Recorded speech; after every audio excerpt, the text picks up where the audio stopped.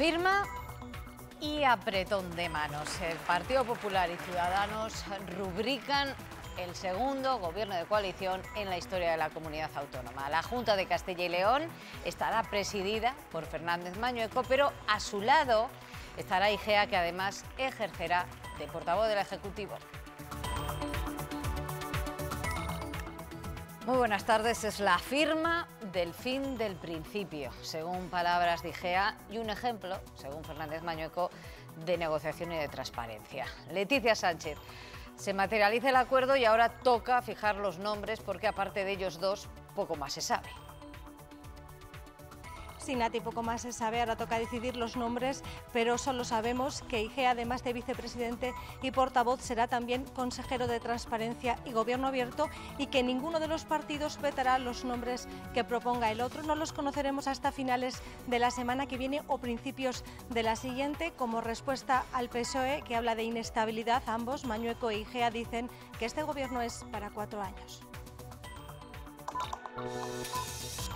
En este pacto no solo se firman propuestas, no solo se firma estructura de gobierno, se firma una filosofía, una forma de hacer política. Puedo decirles con toda seguridad que este gobierno va a ser un gobierno unido, que va a permanecer unido, trabajando por los ciudadanos de Castilla y León hasta el final de la legislatura.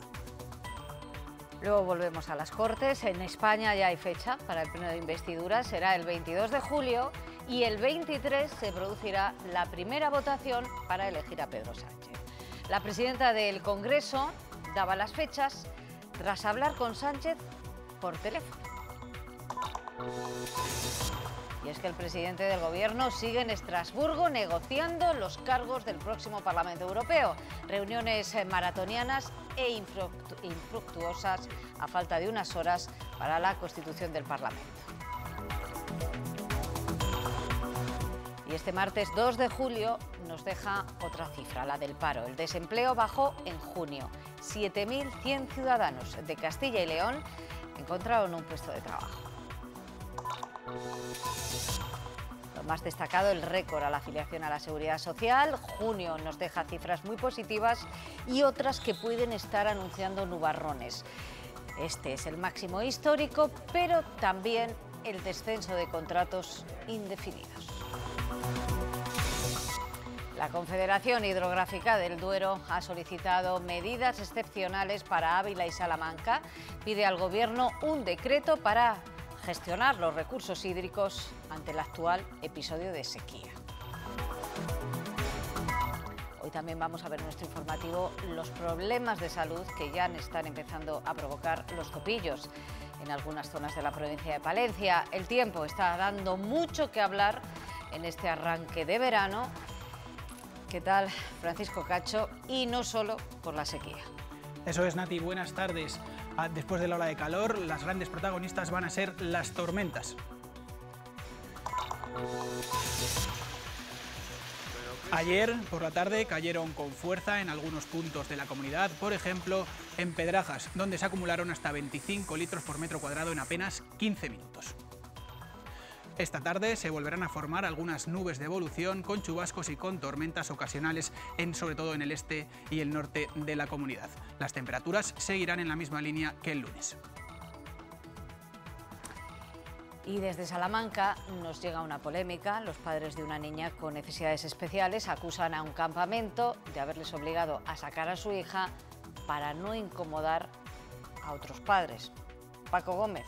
Al parecer se habían quejado porque sus hijas tuvieran que convivir con esa niña. Esa es la denuncia que han efectuado los padres de la menor, una niña de 11 años con un problema de dificultad de aprendizaje que vio de repente como otras dos menores se negaban a compartir habitación con ella. La solución que le ofreció el campamento era compartir su habitación y su tiempo con una monitora especializada, algo que la familia considera una flagrante discriminación y que ha desatado una importante indignación.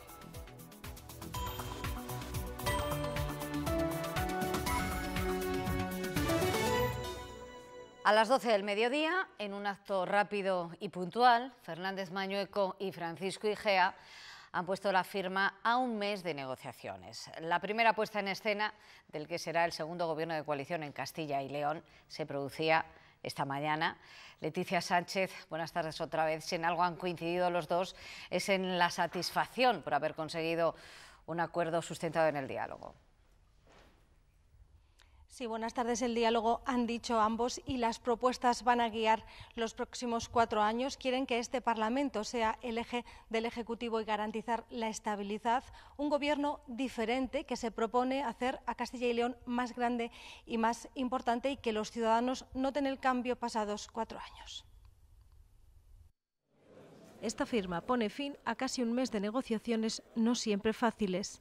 Quiero dar las gracias especialmente a Alfonso por su paciencia y tolerancia con mi carácter. Dije desde el primer momento que estaba convencido que me iba a entender, que nos íbamos a entender muy bien Paco y yo, y así ha sido. Igea y Mañueco han mostrado sintonía y ambos coinciden en que será un gobierno diferente que tendrá como eje al Parlamento y el diálogo. En este pacto no solo se firman propuestas, no solo se firma estructura de gobierno, se firma una filosofía, una forma de hacer política. Un gobierno que es un solo gobierno, que es un gobierno unido, que es un gobierno conjunto, que es un gobierno que tendrá un solo presidente, un gobierno que tendrá un solo portavoz. Y que será duradero. Puedo decirles con toda seguridad que este gobierno va a ser un gobierno unido, que va a permanecer unido, trabajando por los ciudadanos de Castilla y León hasta el final de la legislatura. Un gobierno que, como decía al principio, dará estabilidad política. Igea respondía directamente al PSOE. Sabemos que va a ser una legislatura difícil, y así nos lo han anunciado, pero nosotros vamos a responder con propuestas. Mañueco se pone como reto la transformación de la comunidad. Tenemos que hacer de nuestra tierra, tanto en lo económico como en lo social y como en lo territorial, una tierra mucho más grande, mucho más importante. De acuerdo lógico lo ha calificado el Partido Popular, el fin del principio, decía Igea, parafraseando a Churchill. Y ahora queda también poner nombres. El acuerdo, Leticia, contiene 9 puntos. En ellos desgranan el reparto de las consejerías que ya habían anunciado de palabra el viernes. ¿Sabemos hoy alguna novedad? No, Nati, la única novedad es que el propio Igea ha confirmado que él va a ser el consejero de Transparencia y Gobierno Abierto, y de los nombres nada más. Dice el futuro portavoz que no habrá vetos entre los partidos más allá de que ninguno de esos nombres esté imputado por corrupción. Alfonso Fernández Mañueco presidirá un gobierno en el que el vicepresidente, Francisco Igea, se hace cargo de la portavocía, con la voluntad, ha dicho, de ser también un portaoídos de las críticas de los medios, la oposición y la calle. Igea estará además al frente de la nueva Consejería de Transparencia y Gobierno, que llevará las relaciones con Europa y ordenación del territorio. La Consejería de Transparencia y Regeneración va a consistir en llevar toda la política de transparencia, inspección, propuestas de nueva regulación, nuevo código ético, lucha contra la corrupción, la creación de la Oficina de Lucha contra la Corrupción. Ciudadanos se encargará además de sanidad, cultura y turismo y empleo e industria. Esta última aglutina además comercio y consumo. El PP gestionará 6 carteras: agricultura, ganadería y desarrollo rural, fomento y medio ambiente, familia e igualdad, educación, economía y hacienda y presidencia. Cada partido propondrá sus nombres. En principio nosotros, cada grupo va a proponer los suyos, pero naturalmente habrá un acuerdo, un debate mínimo y algunas cosas en las que tendremos nuestra propia opinión. Ya saben que, entre otras cosas, este partido, en todos sus acuerdos, en todos los acuerdos que firma, no admite, por ejemplo, imputados por corrupción política en ninguno de los cargos de libre designación. Hay algunos mínimos en los cuales nosotros nos vamos naturalmente a mantener. Pero no habrá vetos, tampoco con Suárez Quiñones si se propusiera su nombre, que ha sido una de las grandes dudas durante toda la negociación. Igual que al inicio de las negociaciones, las ejecutivas nacionales de PP y Ciudadanos han venido también hoy a Castilla y León.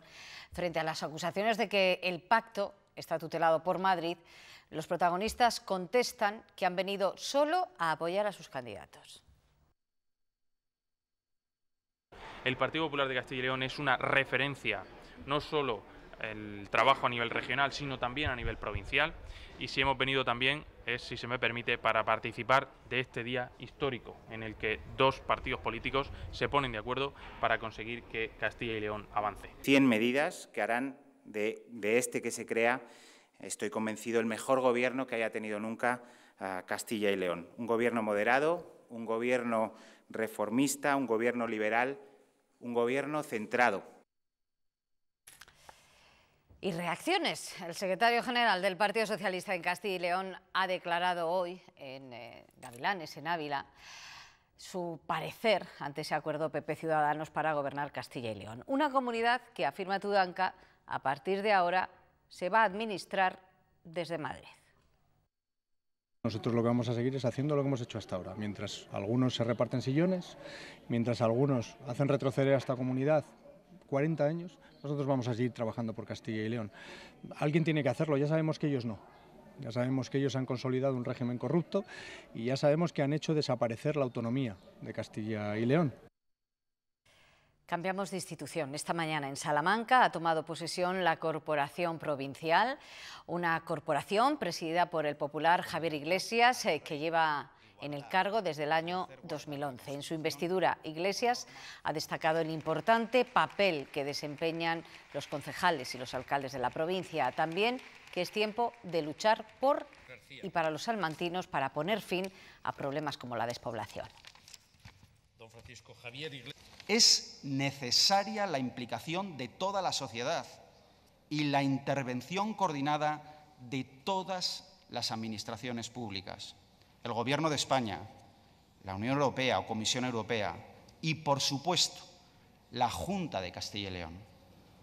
Allí contaremos con un gran aliado, el salmantino Alfonso Fernández Mañueco. Tras Salamanca ya solo quedarán 2 diputaciones, la de Segovia y la de León, pero no van a poderse constituir hasta que no se constituyan los ayuntamientos de sus respectivas capitales de provincia. En ambas ciudades hoy han celebrado su último pleno. La próxima vez que se reúna ya será con otra corporación, aunque en Segovia, Laura Hernández, buenas tardes, no cambiarán de alcaldesa.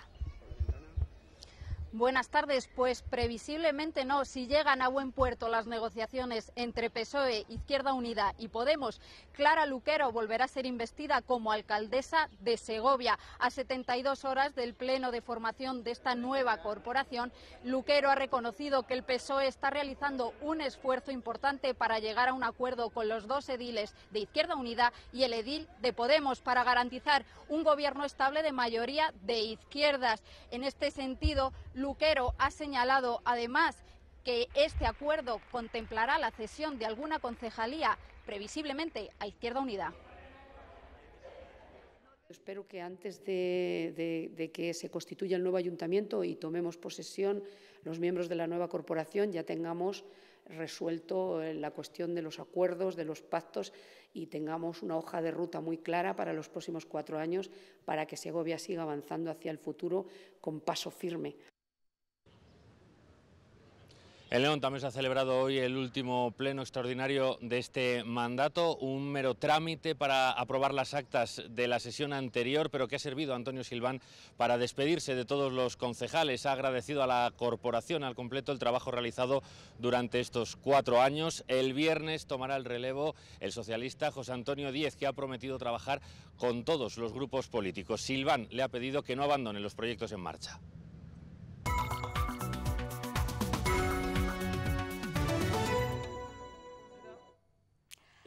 A pocas horas de la votación esta tarde, el candidato del PP para presidir la región de Murcia sigue sin contar con el apoyo necesario de Vox.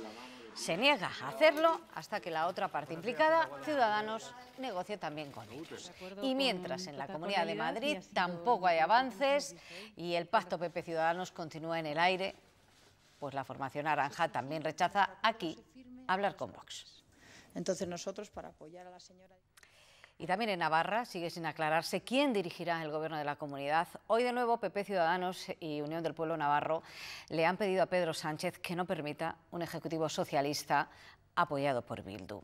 Para realizar ese llamamiento, los 3 partidos han firmado una declaración, aunque no de forma conjunta. UPN, PP y Ciudadanos ya se unieron para formar la coalición Navarra Suma, que ganó las elecciones, aunque lo hizo sin mayoría suficiente para gobernar sin el respaldo del Partido Socialista. Y estamos hablando de algo que va mucho más allá de la política. Hablamos de dignidad, hablamos de ética, hablamos de moral. Si pretende ostentar la más alta representación que puede tener un político español, que es ser presidente de todos los españoles, esa representación no se puede manchar con pactos con los que son herederos de la banda terrorista ETA. No hay nada que negociar, no hay monedas a cambio, simplemente es una cuestión nacional, una cuestión de Estado, y si uno quiere ser presidente de Gobierno de España, no puede pactar con Batasuna. Ya hay fecha para el debate de investidura de Pedro Sánchez, pese a que no tiene cerrados los apoyos que necesita. En el Congreso de los Diputados está Eduardo Martínez. Eduardo, buenas tardes. ¿Cuándo arranca ese pleno de investidura? Bueno, pues Pedro Sánchez ha elegido el lunes 22 de julio. Ese día, a las 12 de la mañana, comenzará el debate de investidura con su intervención, su discurso como candidato a repetir en la presidencia del Gobierno. Por la tarde, a las 4, se reanudará esa sesión y serán el turno de las intervenciones de los grupos parlamentarios ordenados de menor a mayor representación aquí en la Cámara Baja. Continuarán esas intervenciones al día siguiente, el martes 23, y a su término se producirá la primera votación, esa en la que hace falta que obtenga mayoría absoluta. Si no es así, 48 horas después, el jueves 25, se producirá una segunda votación en la que ya solamente hará falta que Pedro Sánchez obtenga una mayoría simple, más si es que no es. Si aún así Sánchez no obtiene la confianza de la Cámara, habrá un periodo de 2 meses en los que el rey Felipe VI, previa ronda de consultas, podrá proponer sucesivos candidatos a la presidencia del Gobierno, y si pasados esos 2 meses seguimos sin presidente del Gobierno, el rey podrá disolver las Cortes Generales, el Congreso y el Senado, y convocar de nuevo elecciones generales. Un escenario que no baraja el candidato socialista Pedro Sánchez, pero para el que también habría fecha, serían el 10 de noviembre. Una fecha con un objetivo claro, y es que esta investidura prospere, es decir, que no se produzca tan solo un debate los días 22 y 23 de julio, sino que se derive de ese debate la investidura. Meritxell Batet no podía hablar de tú a tú, de cara a cara, con el presidente en funciones del Gobierno español, porque junto con otros líderes continentales sigue atascado sobre el reparto de los altos cargos de la Unión Europea. El Consejo Europeo negocia para intentar cerrar un acuerdo el mismo día en el que se ha constituido la Eurocámara en Estrasburgo. Finalmente, Carles Puigdemont no se ha desplazado hasta allí ante el temor a ser detenido. Los socialistas europeos no ceden en que el holandés Frans Timmermans sea el presidente de la Comisión Europea y que el popular alemán Manfred Weber presida el Parlamento Europeo, tal y como pactaron Pedro Sánchez, Angela Merkel y Emmanuel Macron. Hay algunos países que están poniendo en cuestión la figura de Frans Timmermans por haber defendido los principios, los valores de la Unión Europea y por haber defendido los tratados. Y eso para nosotros es inaceptable. Varios países del este intentan frenar a Timmermans por su oposición a la deriva autoritaria de Hungría y Polonia durante su mandato como vicepresidente de la Comisión. A esa negativa se suma Italia, pero por otras razones. Me gustaría que en la presidencia de la Comisión haya una mujer. Todos deben entender que debemos cambiar un poco, entonces habrá una oportunidad de llegar a un acuerdo. Los jefes de Estado y de Gobierno tratan de cerrar un acuerdo ante la posibilidad de que el Parlamento Europeo escoja otro nombre para presidir el hemiciclo en la votación prevista para mañana. Hoy se ha constituido la Eurocámara en Estrasburgo, donde eurodiputados catalanes han esgrimido la foto de Carles Puigdemont. Ni el expresidente catalán ni Toni Comín han acudido a Francia ante el temor a ser detenidos. Sí lo han hecho unos 4.000 independentistas que se han manifestado a las puertas del Parlamento.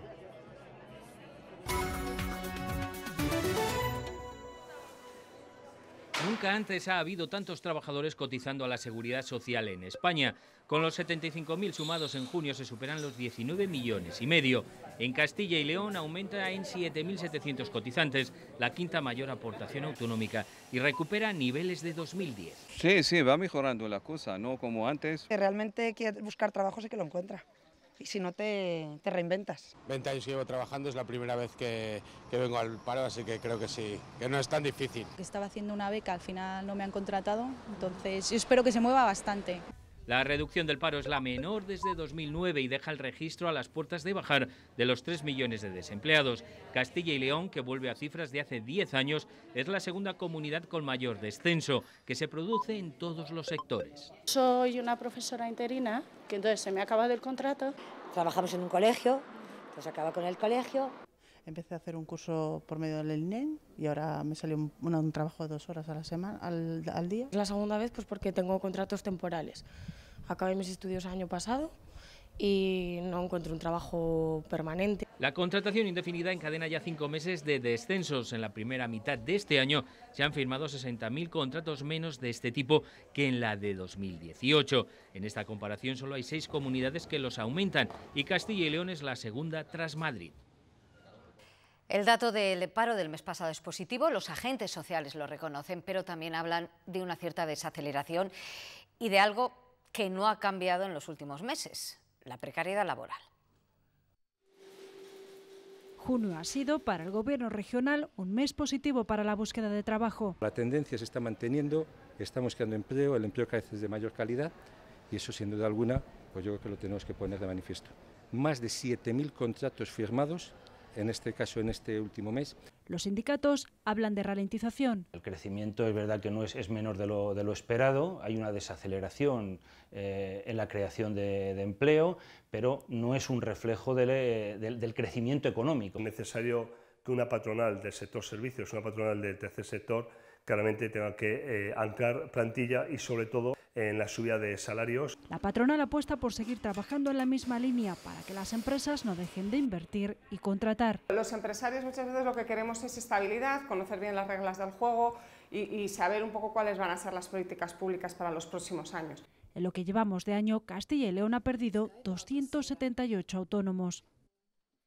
Y en Ávila, segunda jornada de huelga en los trabajadores de 3 de las 7 empresas auxiliares de Nissan, es decir, de aquellas, Patricia Carrera, que no saben qué pasará con su futuro tras la reconversión de la fábrica.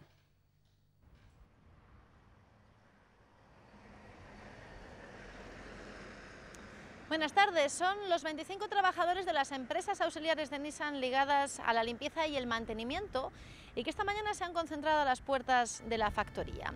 Dicen que a las otras 4 compañías que están ligadas a la planta y que suman en total 125 empleados, sí se les han dado soluciones para reinventarse, pero en su caso echan en falta vías de diálogo. Muchos de ellos llevan más de 2 décadas en sus puestos de trabajo y están dispuestos a seguir con las movilizaciones. Aseguran que llevan un mes sin saber de la mesa de negociación y consideran vital que haya una solución antes de septiembre, porque de lo contrario se irán a la calle.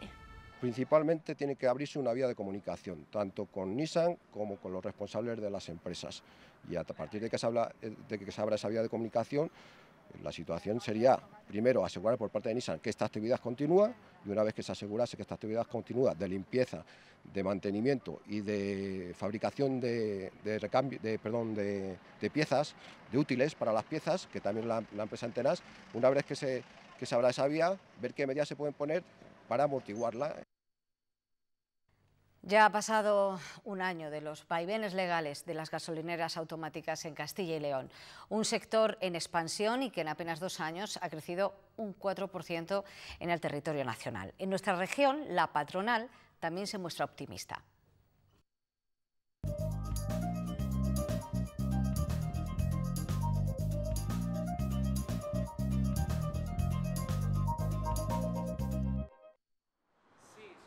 Las estaciones de servicio desatendidas en Castilla y León ya son el 8%, desde que hace un año entrase en vigor la ley que les permitía volver a operar tras 18 meses de prohibición.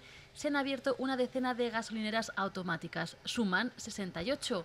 Estamos lejos del 19% de Cataluña, pero somos la 5ª región en implantación y nos acercamos al 9% nacional. Aún estando todavía por debajo de la media, en la presencia de nuestro modelo de negocio en Castilla y León, las expectativas son buenas, porque las trabas han desaparecido. Por el momento su distribución es irregular, con Valladolid, Burgos y León a la cabeza. Necesitamos tiempo, los socios tienen que analizar no solo las posibilidades desde el punto de vista de la presencia del mercado, sino también tienen que analizar qué clientes. Según la patronal, estas gasolineras son entre 11 y 13 céntimos por litro más baratas que las tradicionales. En Castilla y León aún no. Todavía es menor porque no ha dado tiempo a implantar un número suficiente de estaciones de servicio. Para AEAS el sector está en expansión y ven en los nuevos combustibles una oportunidad. Aún así denuncian trabas que seguirán combatiendo en los tribunales. En Castilla y León la Junta estudia una reclamación por responsabilidad patrimonial que varios socios han presentado por el tiempo que tuvieron que contratar personal.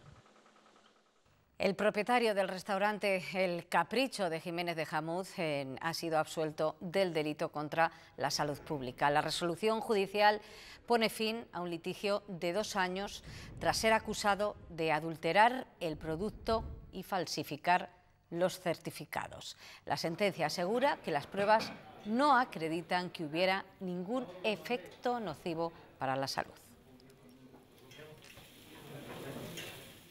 La Audiencia Provincial de Zamora archiva el caso de la calle Zafra contra el alcalde de Benavente. Los magistrados no ven indicios de que Luciano Huerga fuese injusto en esta propiedad ante la denuncia del anterior propietario. Este auto en cuestión es el que ratifica una vez más la inocencia del alcalde de Benavente al respecto de la denuncia, que en todo caso fue absolutamente falsa, realizada por un ciudadano. Esta era una maniobra orquestada de forma política para intentar perjudicarnos a las elecciones de mayo que estaban cercas e intentar desprestigiar a la figura del alcalde. La Confederación Hidrográfica del Duero ya ha solicitado al Gobierno un decreto excepcional para gestionar los recursos hídricos de Ávila y Salamanca. El río Adaja y el Tormes son de momento los más perjudicados. La Confederación Hidrográfica del Duero ya está tomando medidas excepcionales y restricciones en algunas zonas regables del sur de la comunidad. En esta del embalse de Castro de las Cogotas en Ávila, las dotaciones se han limitado un 60% de su valor normal.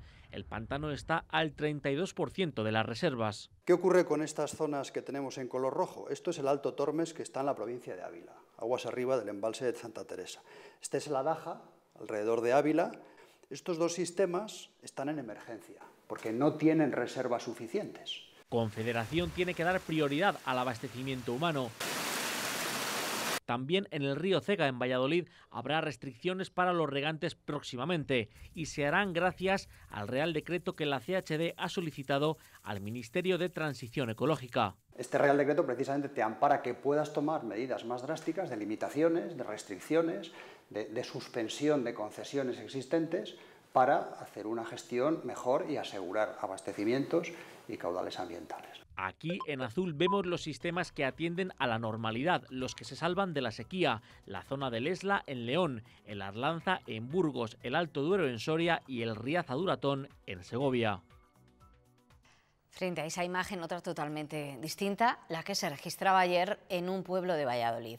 En apenas 1 hora de lluvia y granizo, todo el pueblo de Pedrajas de San Esteban se quedó inundado. Paco es uno de los afectados por la tormenta de Pedrajas de San Esteban. ¿Pero qué es esto, por Dios? Duró apenas 1 hora, pero fue muy intensa y también descargó granizo. Truenos y relámpagos, un airón terrible, te digo que terrible. Se ha roto alguno de los árboles que tengo allí en mi jardín, se ha roto del aire que venía. Los huecos de las tejas, no caía el chorrito de agua, no caía la teja llena de agua por todos los sitios. Te digo que ha sido terrible. Su hija confecciona las fondas de los asientos del AVE, que se empaparon porque el techo de su tienda cedió. Pero no es el único afectado. Muchos vecinos de la localidad dicen que nunca habían visto algo parecido. Nunca había visto yo caer tanto agua en tan poco tiempo. Toda esta calle estaba llena de agua. La carretera, hasta 1 kilómetro más allá, estaba casi intransitable. Empezó a caer granizo, como una cosa que, bueno, yo creo que no lo había visto nunca. Toda la calle estaba como una piscina y, bueno, no ha habido males mayores. Aquí hace muchos años hubo un pedrisco muy grande, pero yo todavía no vivía aquí. Pero hubo un pedrisco que las destrozó todos los tejados y todo, porque cayeron las piedras muy gordas. Caía granizo y estuvo la acera toda esa de agua. Varias calles se inundaron e incluso tuvieron que pedir ayuda a los bomberos. Fíjate, esto es un río. Y no siempre después de la tormenta llega la calma. Ahora toca arreglar los desperfectos y secar incluso hasta los colchones. El secretario general del Partido Socialista, Luis Tudanca, ha visitado esta mañana la zona afectada por el incendio que ha arrasado hasta ahora 1.400 hectáreas de arbolado en la provincia de Ávila. En concreto, en los términos de Gavilanes, Pedro Bernardo y Serranillos.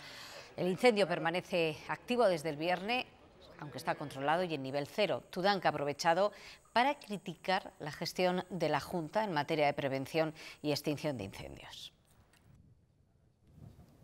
no lo hace antes porque no tiene a tiempo nunca, a pesar de las reiteradas advertencias de los profesionales, de los sindicatos, del Partido Socialista, no tiene a tiempo los dispositivos preparados, nunca.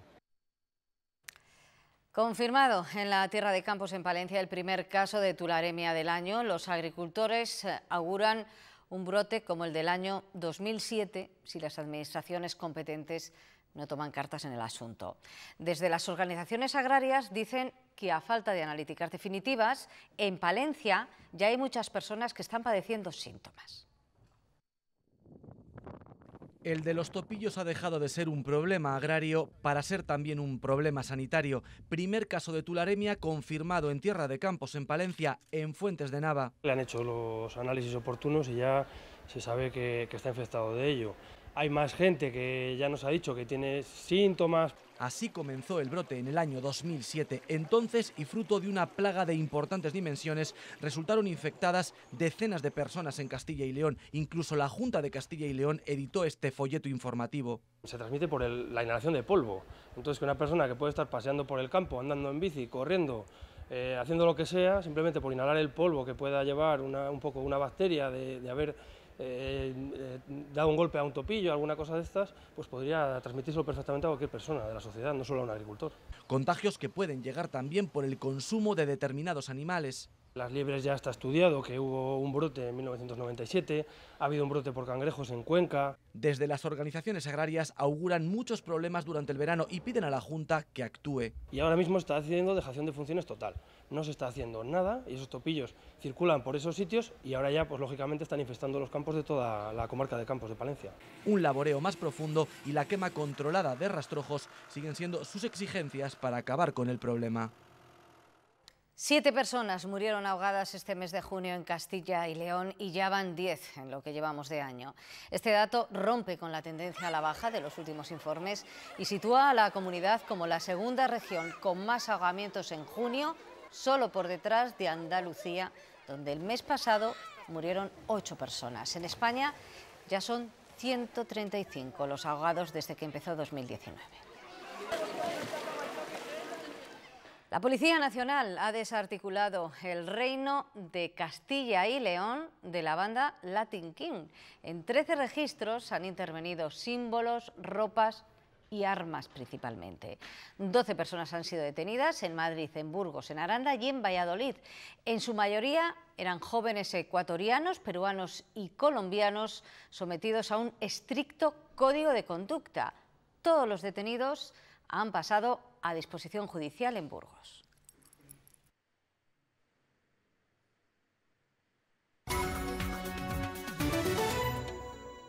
Una niña madrileña de 11 años se ha visto obligada a abandonar un campamento en Aldeaduero, en Salamanca, al ser discriminada, al parecer, por su discapacidad del 33%. Paco Gómez, buenas tardes. ¿Cuál es la denuncia en concreto de la familia?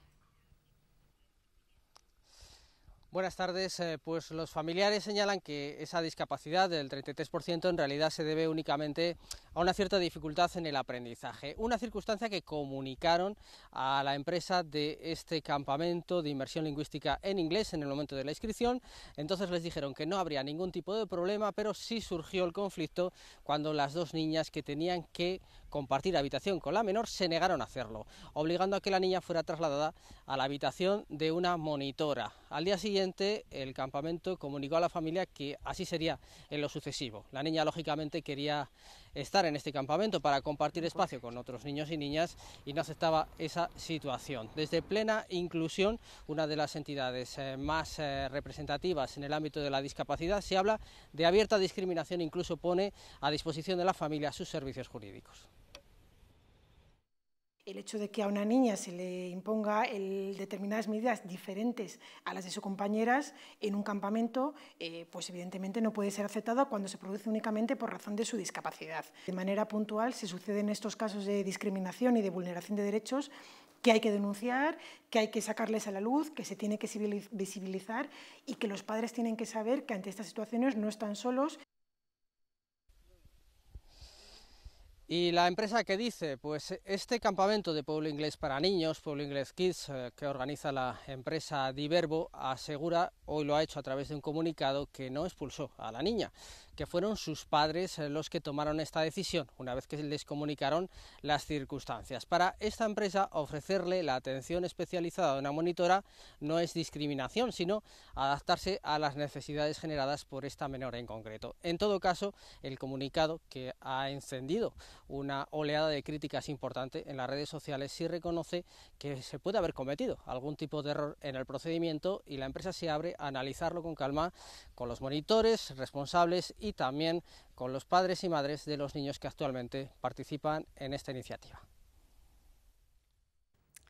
Con el verano llegan los huertos urbanos, cada vez son más los que se apuntan a esta iniciativa, que ya se realiza en ciudades y también en pueblos. Uno de los primeros proyectos que se puso en marcha fue el de la Escuela de Ingeniería Agraria de Valladolid. Han pasado 15 años desde su comienzo y hoy ya tienen más de 430 parcelas. Maribel lleva 4 años trabajando esta tierra. Tengo psoriasis en la piel desde los 13 años y tengo que tomar el sol y el aire. Y qué mejor tomar el sol y el aire plantando tus propias plantas. Aunque empezó sola, hoy ya la acompaña su marido en una tarea que no había realizado nunca. Nada, yo no había cogido ni un azadón en mi vida. Pero ya es toda una hortelana, porque aquí no hay que ser un experto para optar a una parcela. El primer requisito es tener muchas ganas. Eso, y ser mayor de 60 años. Samuel da asistencia técnica a todos aquellos usuarios que lo demandan. ¿Cuánto hay que regar? ¿Cómo puedo abonar las plantas? ¿Cuál es el mejor método de cultivo? Félix es de los veteranos. Lleva 8 años aprendiendo y sobre todo disfrutando. Esto es mucho beneficio, respirar aire puro, hacer ejercicio en mis años, no pensar en otras cosas, es decir, ya no sirve para nada sentarme en el campo grande, allí a ver los patitos, sino vida. No es el único beneficio, hay que sumar el que todo lo que recogen son alimentos naturales, porque el nexo que une todos estos huertos es la agricultura ecológica. Es una filosofía de respeto al suelo, de respeto a la naturaleza, de respeto a los compañeros, de aprender juntos. Una filosofía que se refleja en sus rincones, esos dedicados a los que ya no están, pero que un día sembraron, labraron y cultivaron la tierra. Nos vamos con una pincelada de arte. La Sala Espacio Joven de Salamanca acoge Clasicismas, una muestra que recoge el trabajo de 3 artistas que además son familia: Juan, Alejandro y Alicia y Néstor. La exposición recorre interpretaciones estéticas y la admiración de todos por las grandes obras del pasado. Adiós.